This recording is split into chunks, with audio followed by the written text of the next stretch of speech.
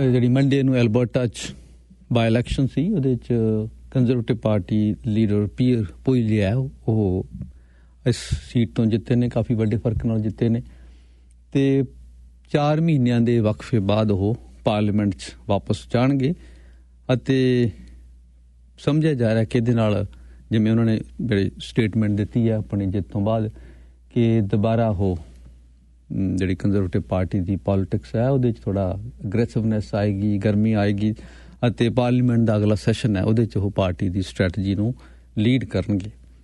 ਤੇ ਇਸ ਵੇਲੇ ਕਿਉਂਕਿ ਪਾਰਟੀ ਲੀਡਰ ਹਾਰ ਗਏ ਸਨ, ਉਸ ਤੋਂ ਬਾਅਦ ਜਿਹੜਾ ਪਾਰਟੀ ਇੱਕ ਸਰਕਾਰ ਦਾ ਹਨੀਮੂਨ ਪੀਰੀਅਡ ਚੱਲ ਰਿਹਾ ਸੀ ਉਹ ਸਾਰਾ ਕੁਛ ਇਕੱਠਾ ਹੀ ਖਤਮ ਹੋ ਰਿਹਾ ਤੇ ਇਹਦੇ ਬਾਰੇ ਪਾਰਟੀ ਹੁਣ ਜਿਹੜੇ ਅਲੱਗ-ਅਲੱਗ ਮੁੱਦੇ ਨੇ ਉਹਨਾਂ ਬਾਰੇ ਕੀ ਸੋਚ ਰਹੀ ਹੈ, ਕੀ ਸਟ੍ਰੈਟਜੀ ਹੈ, ਇਹਨਾਂ ਬਾਰੇ ਗੱਲ ਕਰਨ ਲਈ ਕੰਜ਼ਰਵੇਟਿਵ ਪਾਰਟੀ ਆਫ ਕੈਨੇਡਾ ਦੇ ਡਿਪਟੀ ਲੀਡਰ ਅਤੇ ਥੌਰਨਹਿਲ ਤੋਂ MP ਨੇ ਮਲੀਸਾ ਲੈਂਸਮਨ, ਉਹ ਸਾਡੇ ਨਾਲ ਨੇ। ਮਲੀਸਾ, welcome. Thank you so much for having me. Melissa, Pierre just won big in Battle River, Crowfoot with about like 80% of vote. So some say this was a safe seat and not proof of wider support. How do you see this result?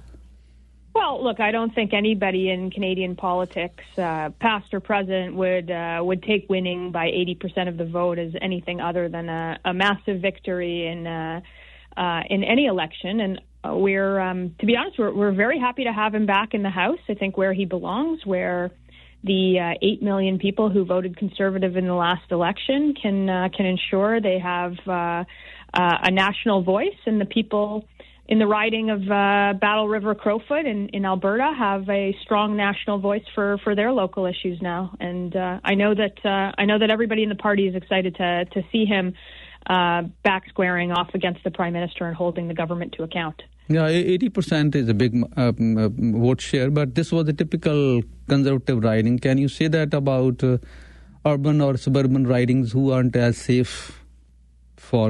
Well, look, I think I think with the I've never seen a by-election where so many people have come out. I think it was almost 60% of people who voted, and with over 40,000 votes, I don't think you can take that away from anybody. And I think winning an election is a humbling feeling, and I think the people in that riding very much chose Pierre to go forward, not only for their issues but as a national vote. So we know that typically in politics there are safer seats, but there's no such thing as a safe seat if you don't serve the people that brought you there. And we saw a lot of long-time MPs, lose their seat, and a lot of new ones win in many of the suburban ridings that you're talking about, including around Toronto.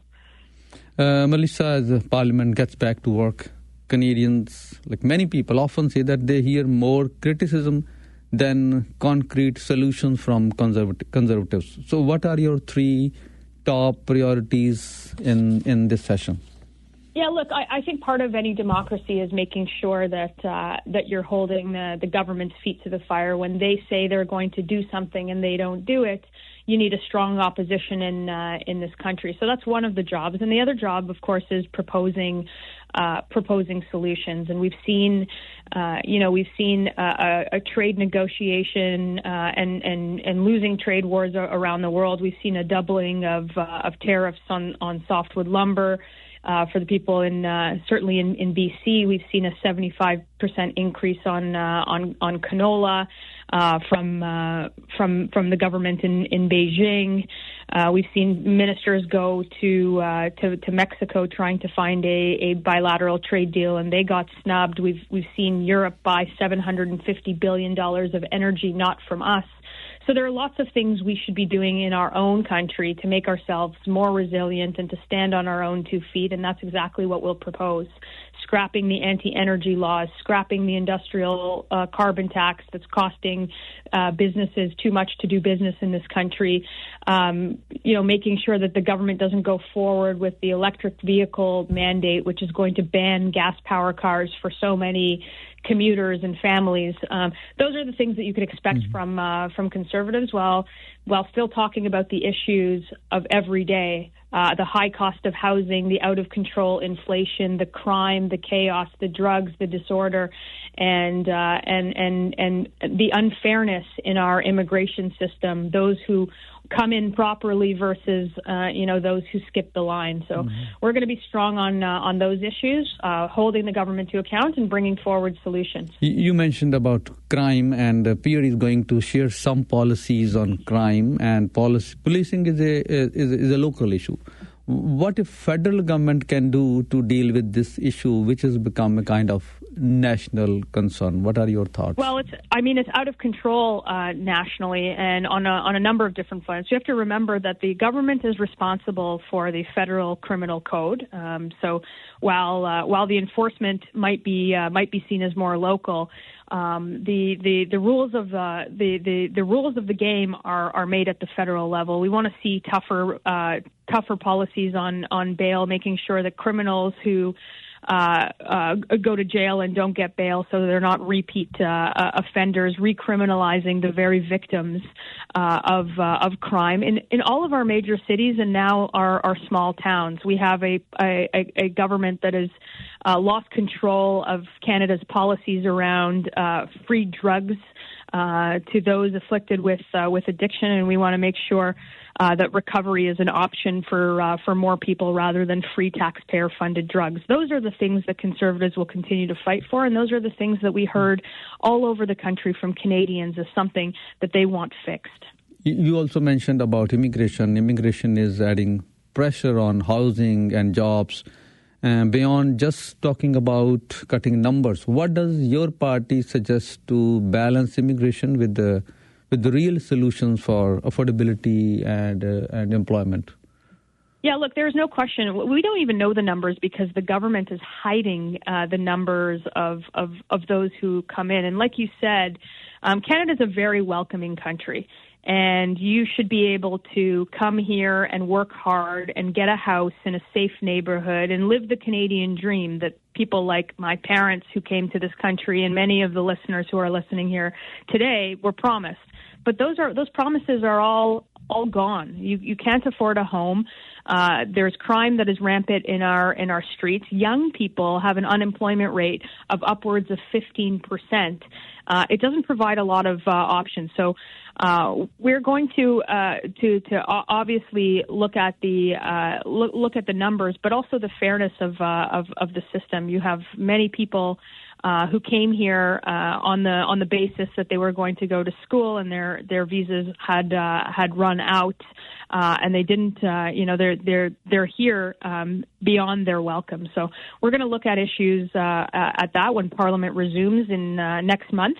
And there is again no shortage of things to talk about on immigration, on crime, on housing, on the cost of living, and on the out of control inflation. Melissa, we have millions of people who are out of status already or will not be able to get their PR when their work permit expires. So what should the country do with these people? What are your party's Look, I think with proper labor market assessments of making sure that we're bringing in the people that will that Canada needs on top of the right integration into Canada.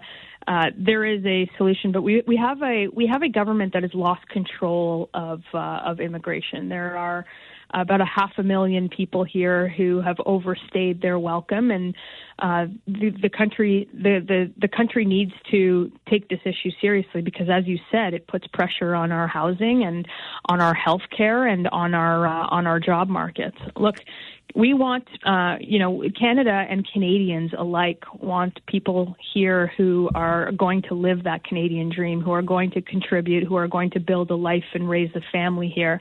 But all of that needs to have limits, and that's exactly what we've been talking about. And the government hasn't been listening. So we'll bring that up in Parliament, of course, when we get back. My final question is about trade dispute with the U.S. and as it continues, it's making us nervous. What does your party want the government to do on this? Look, I think there is the unjustified tariffs from the U.S. are a grave concern to obviously every Canadian and all of the communities and families and particularly industries. And we're going to bring forward what we're calling the Canadian Sovereignty Act. And there's lots of things that we can do here in Canada to make ourselves more resilient against these kinds of disputes and protect our industries. Things like scrapping the anti-energy laws that don't allow us to build pipelines and mines, scrapping the industrial carbon tax, rewarding Canadians who reinvest in Canada by dropping the capital gains. We have to make ourselves strong in the face of all of these trade disputes that Mark Carney is losing on right now, and making Canada strong and more self-reliant on our own industry is a way to do that. So we've proposed some solutions, and we'll bring that motion to the House and see if parliamentarians agree. Thank you, Melissa, for your time and speaking with us. Thank you. Thanks so much.